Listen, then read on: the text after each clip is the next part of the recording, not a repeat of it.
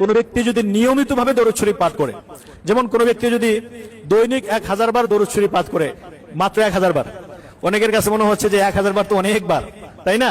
কিন্তু কোনো ব্যক্তি যদি এই আমলটা করতে পারে, আল্লাহ তাআলা, আমি এই আমলটা করার পরে, আমি পরীক্ষিত একটা আমলের কথা বলছি, আমার কোনো একটা সময়ে 2018 সালে একটা বিষয়ে খুব বেশি প্রয়োজন ছিল, এবং এটা এমন একটা সময় প্রয়োজন, ওই সময়ে ওইটা পাওয়ার আর কোনো সম্ভাবনা নেই।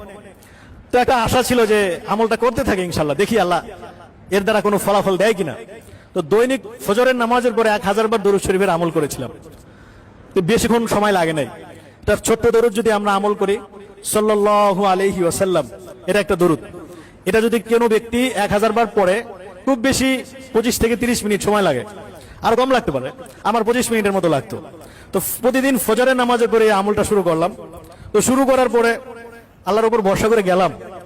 তো যাওয়ার পরে আসলে আল্লাহ তাআলা এত সহজে মানে ওই জিনিসটা আমার নসিবে দান করছেন, এটা আমি কল্পনাও করতে পারিনি, এত সহজে দান করছেন। অথচ ওইটার জন্য প্রতিযোগিতা হয়, অনেক কম্পিটিশন হয়, অনেক কিছু হয়। তো পরে শুধু চিন্তা করলাম যে আল্লাহ তাআলা এত সহজে এটাকে দান করলেন, কি আমল হতে পারে? আমার মনের মধ্যে একটা সাক্ষ্য দিল যে প্রতিদিনে 1000 বার দরুদ শরীফের এই আমলটা হয়তো আল্লাহ তাআলার কাছে পছন্দ হয়েছে, এটা হয়তো আল্লাহ তাআলা কবুল করেছেন, এবং আমি আমলটা এই জন্যই করতাম। এজন্য যারা এই আমলটাকে অভ্যাসে পরিণত করবে ইনশাআল্লাহ, একটা টার্গেটকে কেন্দ্র করেন।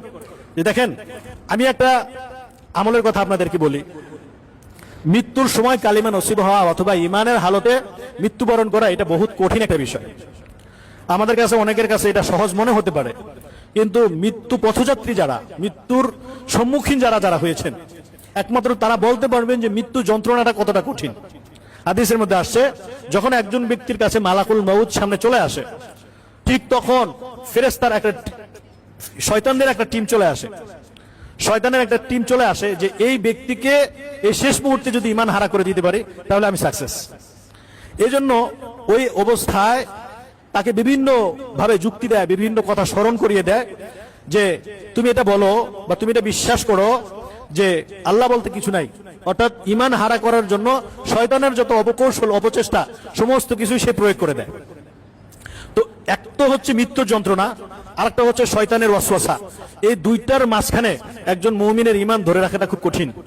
তো কোনো ব্যক্তি যদি এই আমলকে কেন্দ্র করে যে আল্লাহ আমি দৈনিক 1000 বার দরুদ শরীফের আমল করব, এই নিয়তে যে আল্লাহ তুমি মৃত্যুর সময় আমাকে ঈমানের হালতে মৃত্যু দিও, যদি এই নিয়তে কোনো ব্যক্তি 1000 বার দৈনিক এই দরুদ শরীফের আমলটা করতে পারে, আমি আশাবাদী ইনশাআল্লাহ আল্লাহ তাআলা আমাদের প্রত্যেকের নসিবে ঈমান অবস্থায় মৃত্যু দিবে।